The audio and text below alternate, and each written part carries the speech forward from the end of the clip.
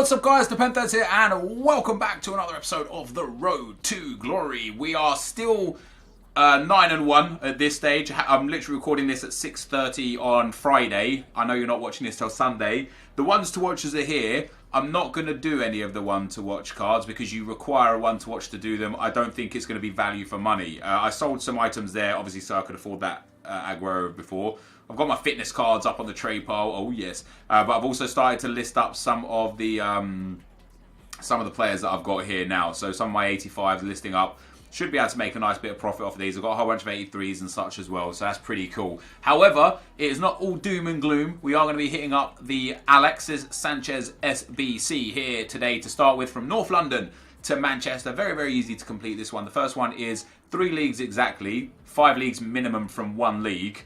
90 chemistry, 75 rated. So we've got a full Premier League squad and then 2 bronze randos that just make up the rating and the chemistry. None of these players are worth anything considerable at all. So for a Jumbo Premium Gold Pack, this has cost, I would say, 6,000 coins at most for a 15k pack. So 6,000 coins I'd say for that, no problem at all. And then to Manchester, 3 nations, 5 nations minimum, so we've done a full Spanish squad, 75 rate, 90 chemistry, so we've actually got a full La Liga squad around Alexis Sanchez here. And again, this is super cheap, unless the silver guy is worth a bomb. Oh, he is. Alright, I'm actually gonna sell him, and we're gonna go back and get a different right back. Let's have a look at this guy, see if he's worth anything. If this guy's worth something too, we'll sell him too. Yeah, I'll actually keep him because he's not worth enough to sell, but I'm going to go and use the right back. It's going to boost the rating. Like, Mario Gaspar's worth trash, and let's have a look at this bronze goalkeeper as well. Bottom line is, again, you're probably looking at about 6,000 coins here. Ooh. Alright, this guy, okay. Isn't it nuts? The bronze players are worth more than the gold players. I'm going to go and get a trashy goalkeeper to pop in there instead. We've got a lot of them, so we'll throw him in there.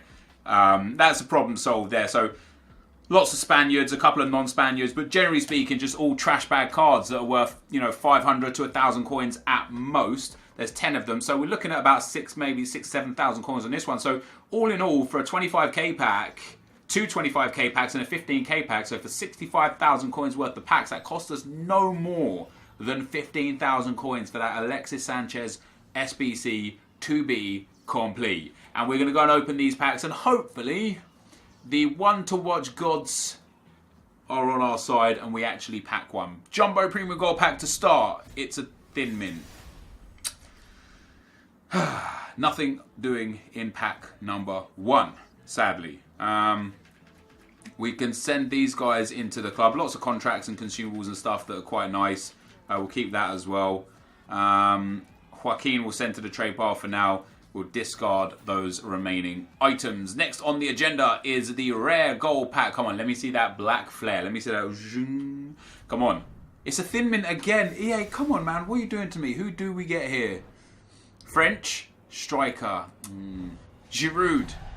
I don't want him. I don't want him. I don't want him. I don't want Giroud. We get Maya, a few fitness cards, position modifiers. I'll send them both to the trade pile. I might have to go and discard Boney at a later date. We'll discard those remaining items. And then to end this off before we get into some gameplay, guys, a premium gold players pack. Can we just get a board? Just a thick pack. Yes, we do get a board to end this off. Let's go. Come on, be a big player. Italian. Goalkeeper. Oh, it's Perrin. It's not even Bonucci. Buffon. Bonucci. Who am I? Bonucci. We get Jamie Vardy in there. Is he worth anything these days? Hey, a few thousand coins. We'll send all this trash to the trade pile. Sorry, to the club for now. We'll send... Ooh, let's take a check on this guy for price. Worth nothing. Good. So we'll send Perrin up to the trade pile.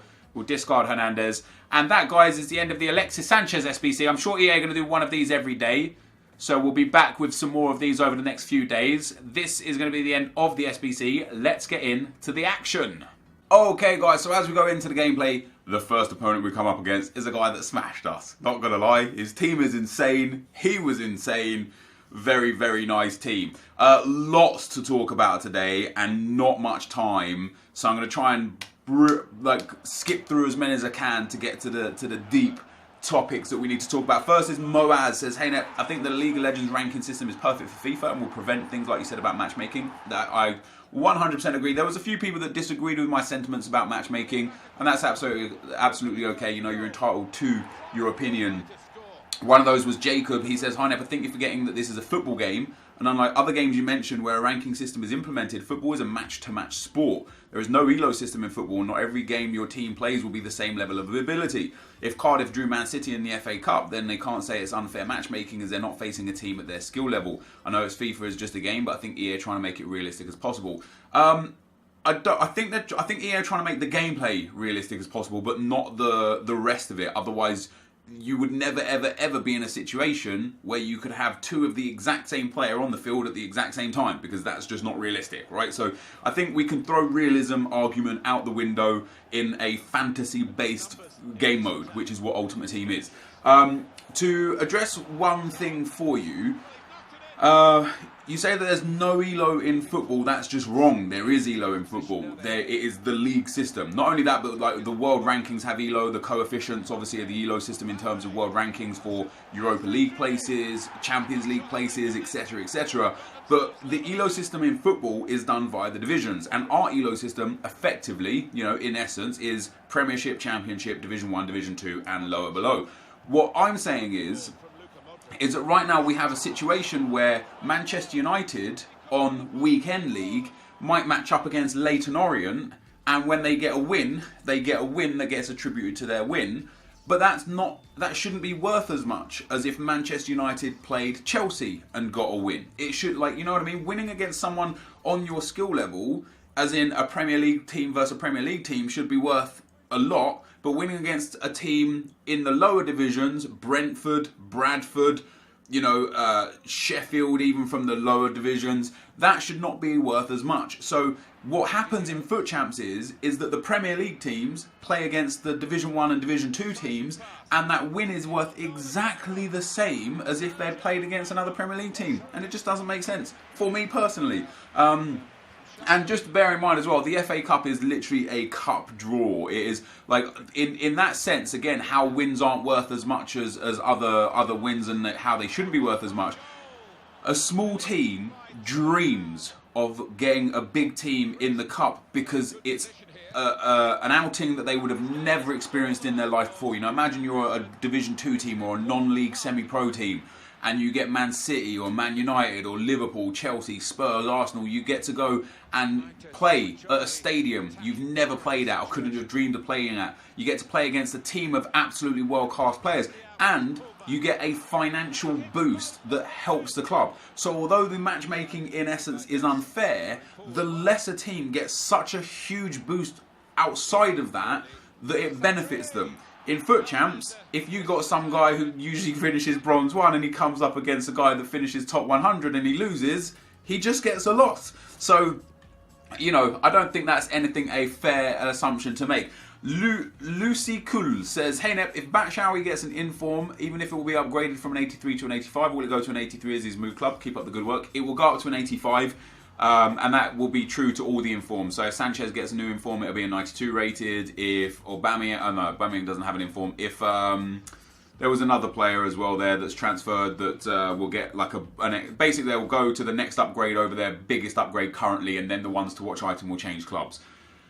Unless it's already a chain club one to watch item. Obviously, Theo Hardy says, hi Nep, do you understand why at corners fullback swap wings? It's really annoying and I don't know why they do this. Thoughts? I don't know why they do that. There is a lot wrong with set pieces in this game.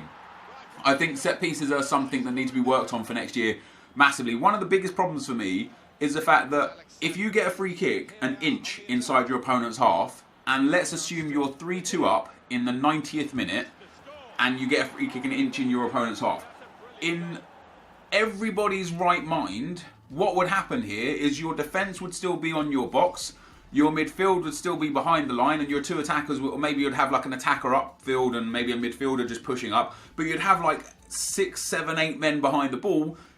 90th minute, you'd pass it short, you might pass it back, run it down the wing, generally keep possession. In FIFA, if you've got the free kick an inch inside your opponent's half in the 90th minute and you're 3-2 up, everybody goes up.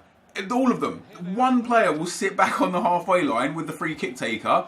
Everybody else is in the box. And you're just like, this is absurd. I don't want this to be a thing. I don't want to be in a position where my only option is to punt the ball into the box and hope that I don't give up possession. It's moronic. I think set pieces in general are just idiotic. Why on earth your centre-back is the guy that stands at the edge of the box from corners is beyond belief. I don't know how they decide to set things up. I feel like the guy that has the best jumping and heading is the guy that's at the near post, but even then, the way FIFA works, that's not always who you want. I want my big guy there. I want my big, tall, strong monster to be standing at that near post. I don't care what his heading or jumping is. That's who I want there. But what EA do is they put your centre back on the edge of the box, so you can get a well-worked move to the edge of the box, or you can pop a corner in, it gets headed out to the edge of the box, and who have you got sitting there to try and whack your ball in the back of the net? Koscielny or Smalling or Bailly with his fantastic shooting. And it's like, hey EA, you know who should be here? My cam or my striker or one of my high shooting midfielders. The set pieces in general are just absolutely screwed up. Matthias Mikkelsen, talking about something I spoke about in yesterday's video, says that Martial left mid as a left forward would be on 6 chem, not 4. ... Well, we're both right, actually, because he would be on 6 chem with loyalty and a manager, and 4 chem without. So we'll both take a win there, or both take a loss, whichever way you want to look at it. Rob Whitburn says the absolute only way to make it competitive game mode is to have the 83 rated gold only teams. That is it. Then it is on only skill that wins rather than shooting with a 94 Dino because you spend a crap ton of money on the game. And yeah, FIFA in terms of competitive / esports is, to my knowledge, because I've looked at and played a lot of the competitive games and the esport games, for example, PUBG, H1Z1, Fortnite, League of Legends, all of these kind of games, every single champion, every single in-game character, they're all on the same playing field. They each have sometimes, like in PUBG, there are different weapons that suit different playstyles, and in League of Legends there are different lanes and different champions that have different abilities that work in tandem and suit different playstyles.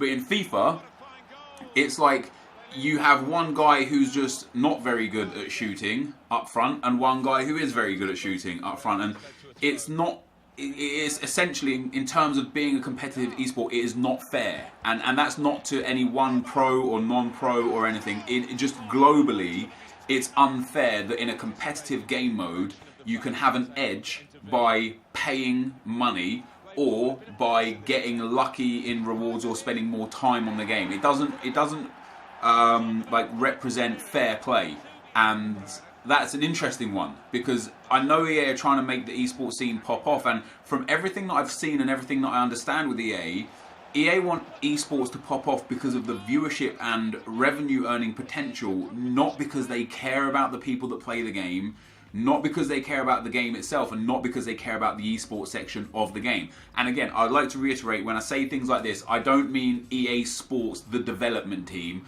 I mean Electronic Arts, the company. I mean the big guys upstairs that give EA Sports budgets and deadlines and tasks.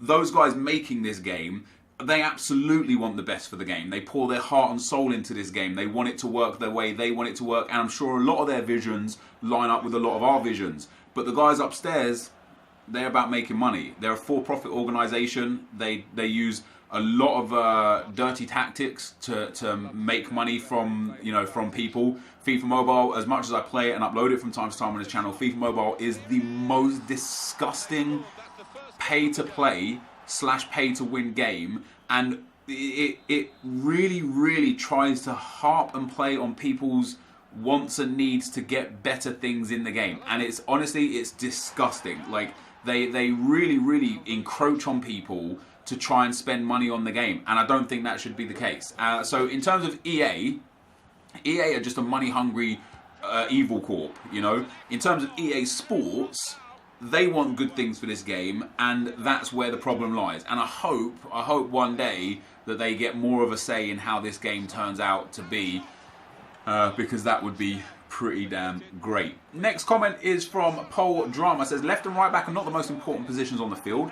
I think you should consider to change Marcelo and Dani Alves to something meta like Alexandro and Versalco. Maybe use the coins for more important position like CDM or striker. I am taking this into consideration, and one of the reasons why I'm taking this into consideration, because there was a thread on Reddit from a guy called Messa R.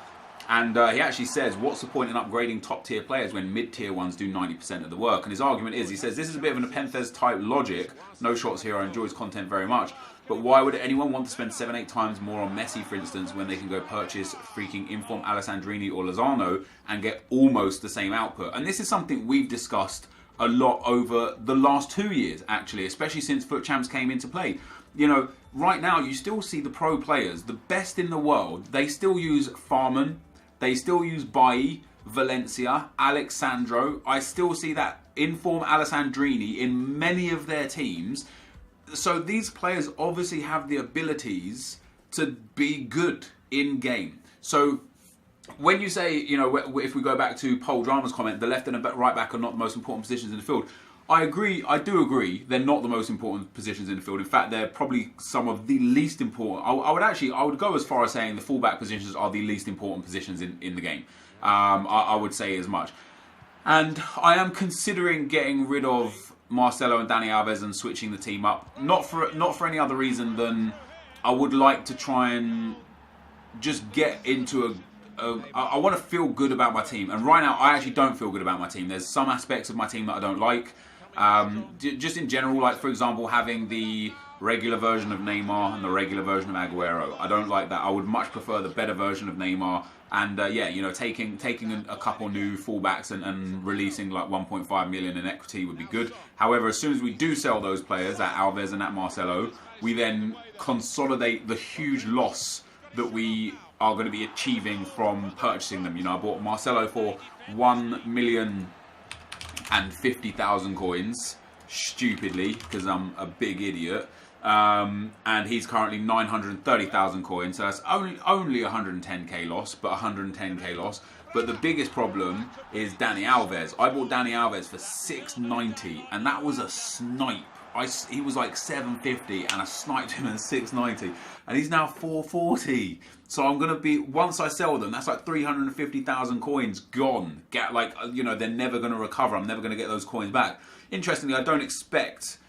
Specifically Dani Alves, I don't expect Dani Alves to ever raise back up in price. You know, he's why did I buy him at 690, man? Honestly, I was so impatient. And that leads me to the final question. But yeah, I'm considering switching the team up completely again. You know, like selling everything that's sellable and just starting again. But we'll have to wait and see, because I actually thoroughly enjoy Modric and De Bruyne. I think they're two players that I would like to try and keep in my club for as long as possible. Not because I'm worried about the coins that I would lose from selling them, but because I genuinely enjoy the way they play in game. They feel really good to me. But the last comment is from, oh crap, I just deleted it. God damn it. Can we get a history here? Let me go and recently closed. Is this the one? Right, there we go. Roman Amon says, and we're going to spend the rest of the video on this.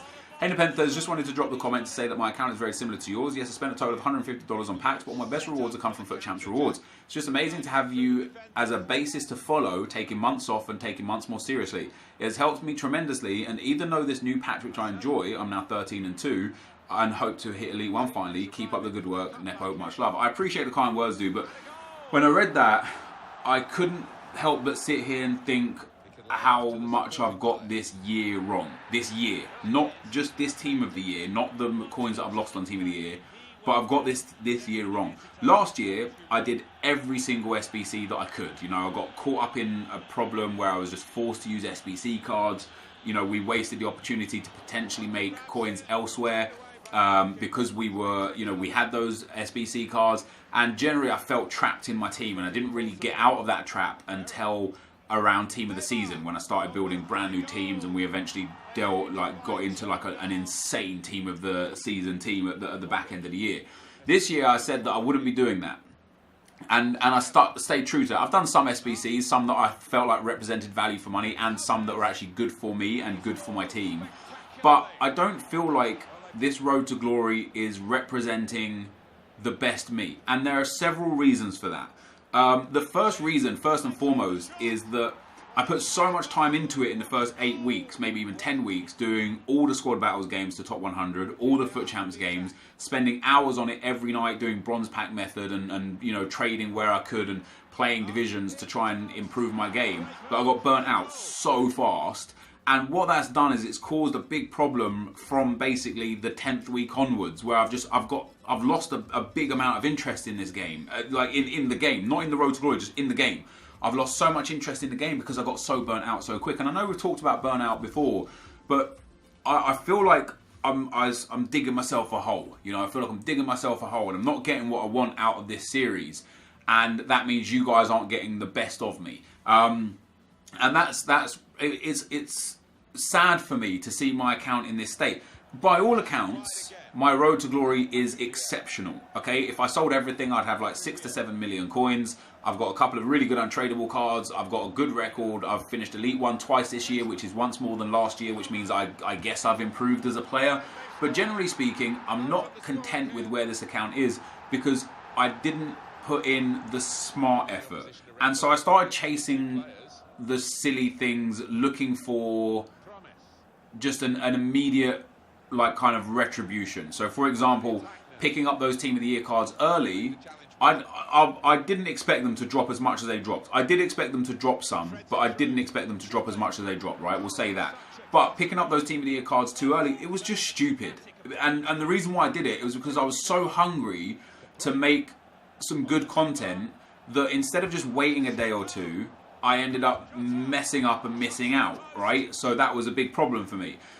When I look at Nick's Road to Glory, who's obviously one of the most comparable to me because both AA and Fuji are so good at this game that they make so much money from rewards, it's incomparable, right? When I look at Nick's Road to Glory, I see someone who is just incredibly efficient with everything, and it's made him more coins over a longer period of time, you know. I haven't done bronze pack method in probably 6 weeks. Like, I've got a lot of bronze cards in the club, but as you guys full know, just opening bronze packs every day will generate you some coins because you sell the sellables, you keep the unsellables, you keep the consumables, and then you sell those when they're relevant, mostly on Tuesdays for marquee matchups. And I haven't even done that. And the reason why I haven't done that is because I'm just like, I've just got such a lack of interest in this series. Again, sorry, not in this series, in this game right now. Such a lack of interest in this game right now that I just feel like I've lost my way. I feel like I've lost my way. I feel like I'm turning this game on right now because I have to turn it on. And so in terms of going back to the comment about changing my fullbacks, I am more than happy to switch my fullbacks up and switch this team up, because what I want to do is I want to get back to a plan of action. I want to get back to building a team that I'm comfortable with, a team that I'm happy with, a team that suits me and is as meta as it comes, but then putting a smart plan of action into play where we're going to start generating coins a lot more. One of the biggest things that I don't do on this account this year compared to last year and compared to the first 10 weeks of this year is spend time on it. And that's hurting me. I log onto this account to play games and then I log off again. And that's it. Road to Glories are more than that. And what I also don't show is a lot of the stuff in between. Don't show me just even completing or collecting daily and weekly rewards. I don't show me completing or collecting anything from Bronze Pack Method. I don't show you all of the mediocre trade pile sales, you know, of consumables and stuff. I'm just like, oh, they won't be interested in that. They won't be interested in that. And so what you're left with is just seeing gameplay. And that's, for me, that's okay. Gameplay is fine. You know, there's a big part of this game. But the Road to Glory should be all-encompassing, showing everything. You know, there should be an episode where I'm showing you guys me building bronze packs to silver packs to gold packs. There should be an episode where I build 3 or 4 ones to watch cards. You know, I've got a few coins. I can sell some items. I've got some items in the club. I could easily build 1 ones to watch pack, and then if it's bad, you know, it'll cost me like 40k to build the first one, and then if it's bad, it'll cost me like 10k thereafter to keep recycling it until I get a good one. And I don't know why I don't do that as a video, because in my mind, I'm so caught up in FIFA 17 of being inefficient with my coins that I'm trying my hardest to be so efficient with my coins that I'm even bothering myself to just waste 40 or 50k on a ones to watch untradeable pack. But in terms of video content and in terms of the Road to Glory, how cool would it be if we did a one to watch pack hit something big, and then we're like, oh my god, now look what's happened. And yeah, the bottom line is, the truth of the matter is I've completely lost my way within this road to glory because I've lost interest within this game because I burnt myself out so early. I need to fix that, I need to rectify that, and I need to find a way to find a good interest for this game again so that I can keep giving you guys the good content that I've been giving since we started this channel back end of FIFA 16. Hopefully, that will come to me sooner rather than later. There are definitely some things I've got in mind. We're going to get this weekend league out the way. So tomorrow will be games 21 to 30. And Tuesday will be games 31 to 40. So then come Wednesday, we're going to see what's up. I'm going to try some things. We're going to do some things. But with that being said, I appreciate you guys for the support that you've continued to give. To all those of you that have kind of left the series because I'm not giving you the most entertaining content, I apologize for that. You know, that's completely on my shoulders. I should be doing better as a content creator. For those of you that are still here, thank you for being here. I'm going to do my best to do better on this series. But I appreciate you guys. Thank you for watching, and I'll see you next time. I'm out. Peace.